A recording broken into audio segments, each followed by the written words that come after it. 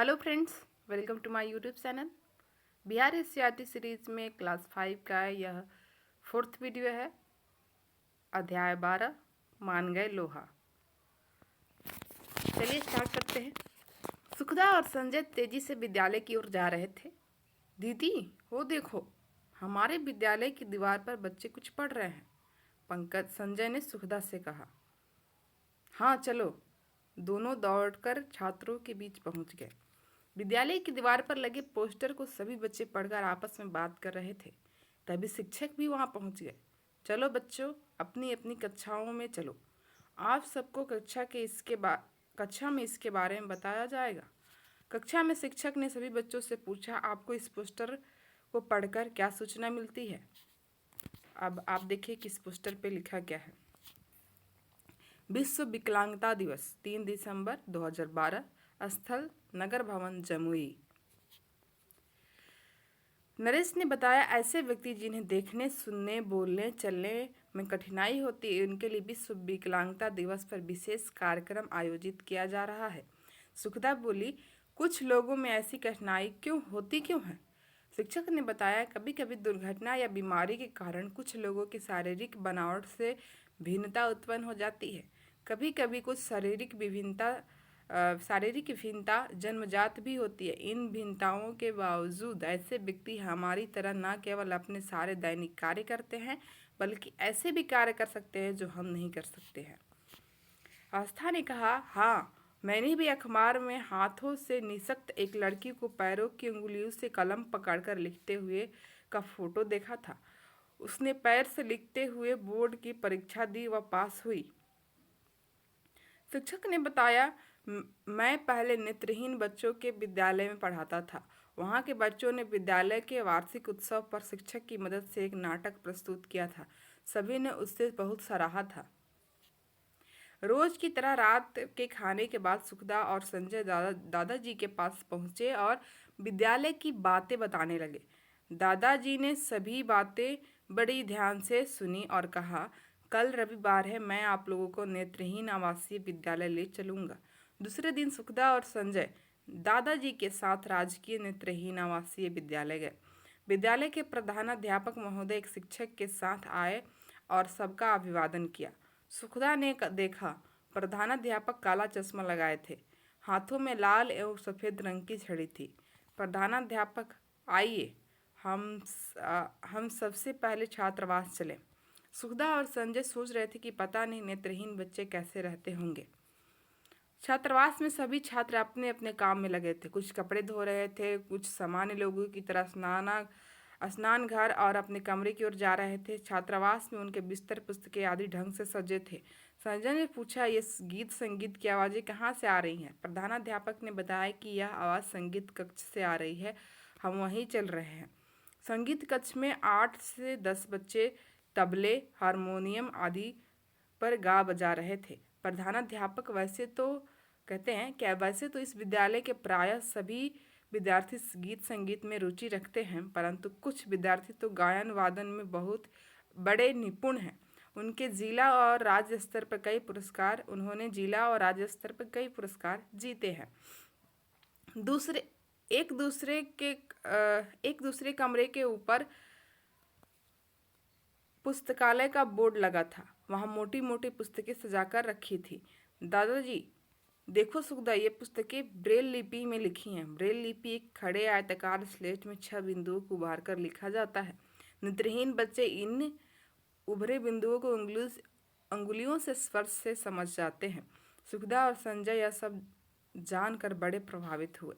और ये ब्रेल लिपि लिखा जा रहा है, ABCDEFGHIJKL, ये ABCD का कुछ पॉइंट्स यहाँ दिए गए हैं ब्रेल लिपि में।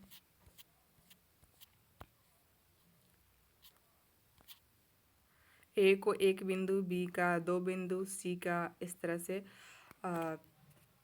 2 बिंदु, फिर डी का 3 बिंदु, इस तरह से ये 6 बिंदुओं पर आधारित होता है ब्रेल लिपि। इसकी खोज लुई ब्रेल ने की थी। 3 दिसंबर को विश्व विकलांगता दिवस पर आयोजित कार्यक्रम में शिक्षकों के साथ सुखदा, संजय और विद्यालय के सभी बच्चे पहुंचे। नगर भवन में लगी कुर्सियों पर विभिन्न प्रकार के शारीरिक चुनौतियों वाले व्यक्ति बैठे थे। दीवारों पर विभिन्न प्रकार के पोस्टर व बैनर लगे थे। इन पर समाज कल्याण विभाग के द्वारा निःशक्त व्यक्तियों छात्र छात्राओं के लिए चलाए जा रहे कार्यक्रमों की जानकारी दी गई थी। छात्र छात्राओं को दी जाने वाली सुविधाओं के बारे में भी जानकारियां थी। विश्व विकलांगता दिवस के अवसर पर शारीरिक चुनौतियों वाले व्यक्तियों के लिए विभिन्न प्रकार की खेल प्रतियोगिताओं का आयोजन किया गया। प्रतिभागियों ने बड़े उत्साह से भाग लिया। पोलियोग्रस्त इकबाल अहमद ने सबसे ज़्यादा पुरस्कार जीते। उसके चेहरे से आत्मविश्वास और खुशी झलक रही थी। मंच से उतरते ही बच्चों ने इकबाल को घेर लिया। सुखदा ने उससे हाथ मिलाते हुए कहा, भैया मान गए आपका लोहा। सुखदा ने इकबाल अहमद को ऐसा क्यों कहा? माँ भैया मान गए आपका लोहा। लोहा मानना एक मुहावरा है। कठिन से कठिन काम कर पाने की क्षमता को मानना, कठिन से कठिन काम कर पाने की क्षमता को मानना, इसी को लोहा मानना कहते हैं। और खेल खेल में पक्षियों से दोस्ती। पक्षी तो हर जगह दिखाई देते हैं। क्या आपने कभी इनको ध्यान से देखा है? पक्षियों को देखना, पहचाना तथा उनका अवलोकन करना बहुत ही दिलचस्प अनुभव है। पक्षियों के बारे में देखने को बहुत कुछ है, जैसे आकार, रंग, रूप, बोली, आदतें, भोजन आदि। कई लोग इसे एक शौक के रूप में अपनाते हैं। इस शौक को पक्षी की दुनिया में ताक झांक या बर्ड वाचिंग कहते हैं। पक्षी दर्शन के लिए आप एक अलग डायरी या कॉपी बना सकते हैं। हर पक्षी के लिए एक अलग पन्ना रखना अच्छा रहेगा। आपको पक्षी के बारे में जो भी जानकारी मिले या पता चले उसे इस पन्ने में लिखते जाइए। पन्ने पर सबसे ऊपर पक्षी का नाम लिखिए। यदि संभव हो तो पक्षी का चित्र ढूंढकर अपने द्वारा इकट्ठी की गई जानकारी के साथ चिपका दीजिए। अगर ऐसा नहीं कर पाते हैं तो चित्र बनाने की कोशिश कीजिए। पक्षियों के अवलोकन में मदद के लिए कुछ और सुझाव निम्नलिखित है। लंबाई। पक्षी लगभग कितना लंबा है? पक्षियों की लंबाई की तुलना गौरैया या कौवे के किसी जाने पहचाने पक्षी से की जा सकती है। रंग। क्या पक्षी का पूरा शरीर एक ही रंग का है? सीना सादा है या धब्बेदार या फिर चितियों वाला? क्या पूंछ पर चितियां हैं? पंख एक ही रंग के हैं या उन पर भी चितियां हैं? आँख। पक्षी की आंखें क्या गोल लकीर से पूरी घिरी हैं या केवल आंखों के ऊपर ही लकीर है? आंखों का रंग कैसा है? चोंच कैसी है? लंबी, छोटी, नुकीली या मुड़ी हुई? पूंछ की लंबाई। पूंछ का सिरा नुकीला है या गोलाकार है या चौकोर है? क्या पक्षी पूंछ हिलाता है? क्या वह पूंछ खड़ी करता है या नीचे ही रखता है? पंख के बारे में, पंख गोलाकार है या नुकीले? इसके लिए उड़ते हुए पक्षियों को देखना जरूरी होगा। संभव हो तो फैले हुए पंखों का चित्र भी बनाइए।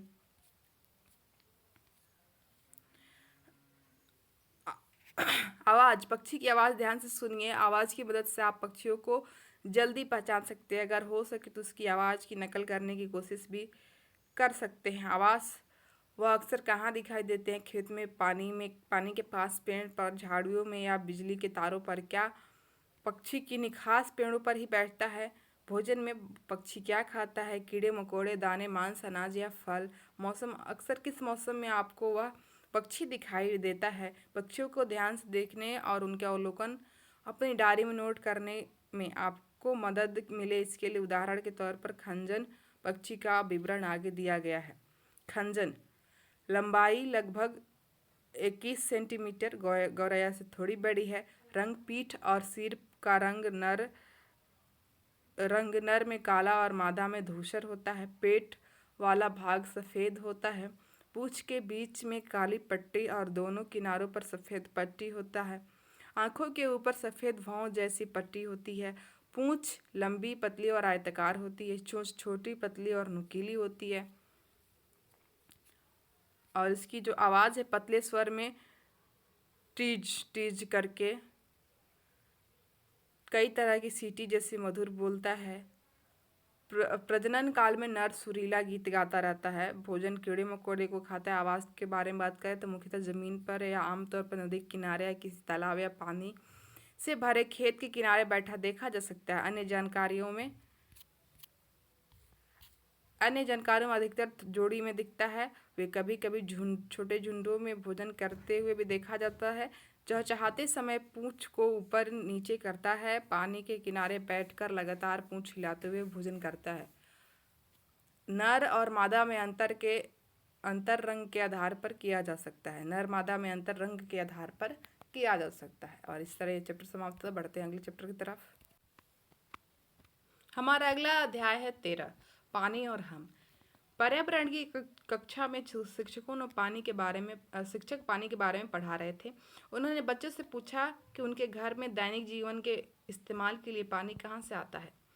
कहाँ कहाँ से आता है पानी, सुनिए बच्चों की अपनी जुबानी। मयंक कहता है कि हमारे मोहल्ले में दिन में 2 बार नल में पानी आता है। पानी के लिए सार्वजनिक नल पर लंबी लाइन लगती है और कभी कभी झगड़े भी हो जाते हैं। सीमा कहती है हम कुएं से पानी भरते हैं। पास के कुएं 1 साल पहले सूख गए थे, अब काफ़ी दूर चलकर जाना पड़ता है। मैरी कहती है हमारे यहाँ तो दिन भर पानी आता है।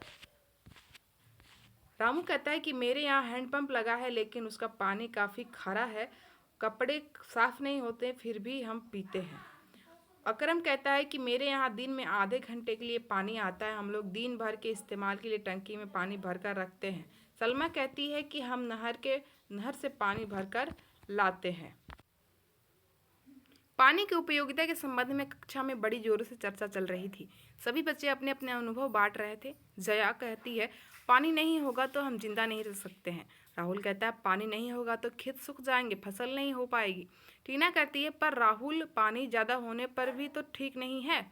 राहुल कहता है वो कैसे। टीना कहती है एक बार मेरे गाँव में बाढ़ आ गई थी, कई दिन तक बारिश होती रही और नदी का पानी भी गांव में आ गया था, जिसके कारण चारों तरफ पानी ही पानी था। जिन लोगों के कच्चे घर थे वे ढह गए थे और बहुत से लोग पानी में बह गए थे। मेरा घर पक्का था और ऊंचाई पर था, इसलिए सिर्फ नीचे की मंजिल में पानी भरा था। मेरे मम्मी पापा जैसे तैसे मुझे और मेरे भाई को ऊपर की मंजिल पर ले गए थे। 2 दिन तक हमें कुछ भी खाने पीने को नहीं मिला था। धीरे धीरे जब पानी कम होने लगा तो लोगों ने हमारी मदद की, हम तक खाना पहुंचाया और हमें वहां से निकाल कर राहत शिविर में रखा। जय कहती है बाढ़ आती कैसे है। शिक्षक बताते हैं कि छोटी छोटी नदियों का जल बड़ी नदियों में जाता है। बड़ी नदियों का पानी सामान्यतः बहकर समुद्र में जाता है, लेकिन कभी कभी नदी में अत्यधिक पानी आ जाता है और वह किनारों को तोड़कर या फांद कर चारों ओर फैल जाता है। खेत खलियान जलमग्न हो जाते हैं। चित्र में जलमग्न घर, खेत खलियान और रेल पटरी।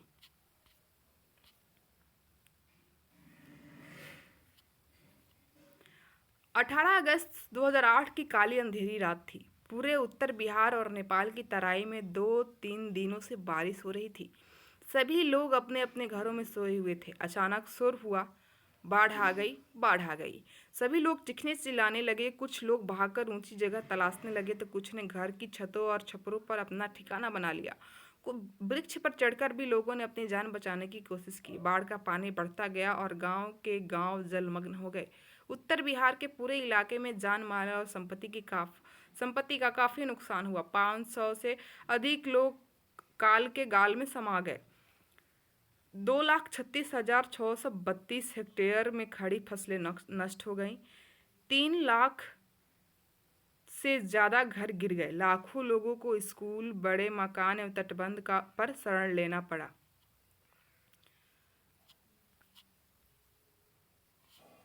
बाढ़ में घिरे लोग काफ़ी संकट में थे। लोग सहायता की पुकार करने लगे। पानी कम होने पर टेंट, कपड़े, दवाइयाँ और खाने की सामग्री सहायता के रूप में आने लगी। देश के विभिन्न क्षेत्रों से लोगों ने मदद की। छीना झपटी भी खूब हुई। सोचिए, पृथ्वी पर अथाह जल राशि के बावजूद इसकी बहुत कम मात्रा ही हमारे उपयोग के लायक है। और इस तरह चैप्टर समाप्त होता है। बढ़ते हैं अगले चैप्टर की तरफ। हमारा अगला चैप्टर है सूरज एक काम अनेक। आज दीपाली के गांव खुटकट में चहल पहल है। ग्राम पंचायत की ओर से गांव की गलियों में विभिन्न मोड़ों पर लोहे के खंभे गाड़े जा रहे हैं। लोहे की चादरों से चिपकी बड़ी बड़ी शीशे की पट्टियाँ खंभे पर लगाई जा रही है। उसी से बल्बों को भी जोड़ा गया है। लोग आपस में बातचीत कर रहे हैं कि अब रात के अंधेरे में बिना बिजली के भी गलियों में रोशनी होगी। दीपाली दौड़ती हुई अपने बाबूजी के पास गई और पूछा, खंभे पर क्या लग रहा है? बाबूजी ने बताया, जो पट्टिका लग रही है उसे उन्हें सौर पट्टिका कहा जाता है। दीपाली कहती है, ये सौर पट्टिका क्या होती है? बाबूजी कहते हैं, यह तो ठीक से मुझे भी पता नहीं, लेकिन इस पर दिन में सूरज की रोशनी पड़ती है तो रात को इससे लगा हुआ बल्ब जल उठता है। दीपाली दिन में कहती है कि दिन में सूरज हमारे कितने काम आता है, और रात को भी, और अब रात को भी। दीपाली खुशी से झूमते हुए सबको बता रही थी कि रात को सौर पट्टिका से बल्ब जलेगा। तभी हबीब चाचा ने उसे बुलाया और अपने घर की छत पर ले गए। छत पर एक चौकोर डिब्बा रखा हुआ था जो अंदर से काला था, और उसके ऊपर उसके ढक्कन पर शीशा लगा हुआ था। शीशे से प्रकाश डिब्बे के काले हिस्से की तरफ पड़ रहा था। भला यह क्या है? दीपाली ने पूछा। हबीब चाचा ने बताया कि यह एक सौर कुकर है। इससे हमारे घर में रोज दाल चावल बनता है। सूर्य के ताप से इसमें खाना पक जाता है। दीपाली कहती है, पर यहाँ तो सूर्य का प्रकाश ही पड़ रहा है। हबीब चाचा कहते हैं, सूर्य का प्रकाश तो है ही, मगर ताप से ही तो खाना पकेगा। सूरज के ताप और प्रकाश में बहुत शक्ति है ना चाचा जी? दीपाली ने पूछा। हबीब चाचा, हाँ बेटा, सूरज की इस शक्ति को हम कई तरह से प्रयोग में लाते हैं। इसे सौर ऊर्जा कहा जाता है। दीपाली को अब एक नया शब्द मिल गया, ऊर्जा। सूरज की ताप ऊर्जा और सूरज की प्रकाश ऊर्जा कहते हुए अपने घर की तरफ चल दी।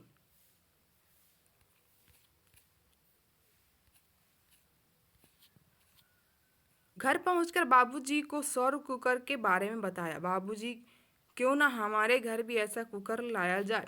दीपाली ने हबीब चाचा के यहाँ देखा था कि सौर कुकर की दीवारें और पेंदी काले रंग से पुती हुई होती है। इस पर ऊपरी ढक्कन पारदर्शी कांच होता है। उसमें लगा दर्पण प्रकाश की किरणों को अंदर रखी जा खाने की चीज़ों पर डालता है। इससे अंदर रखे एल्युमिनियम के डिब्बे में रखा खाना पक जाता है। उसे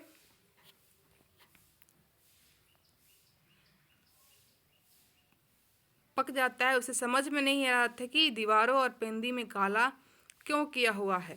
आइए कुछ करके देखते हैं। दो समान स्टील या एल्युमिनियम की प्लेट लीजिए। एक को सफ़ेद रंग के कागज़ से और दूसरी को काले रंग के कागज़ से ढकिए। आप धूप में 10 मिनट के लिए दोनों को रखिए। 10 मिनट बाद देखिए कौन सी प्लेट ज़्यादा गर्म हो। सफ़ेद कागज़ की जगह और भी रंग के कागज़ लेकर प्रयोग में कीजिए। सौर ऊर्जा से छोटी बड़ी बैटरियां चार्ज की जाती है। मोटर गाड़ियां चलाई जा रही हैं। कृत्रिम उपग्रह में भी ऊर्जा प्राप्त करने के लिए इसका उपयोग किया जाता है। अब तो रेलगाड़ी चलाने पर भी विचार किया जा रहा है।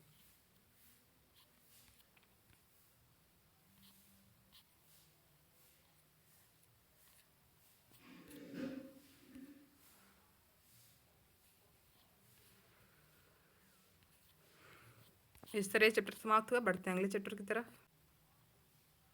हमारा अगला अध्याय है 15, हमारा जंगल।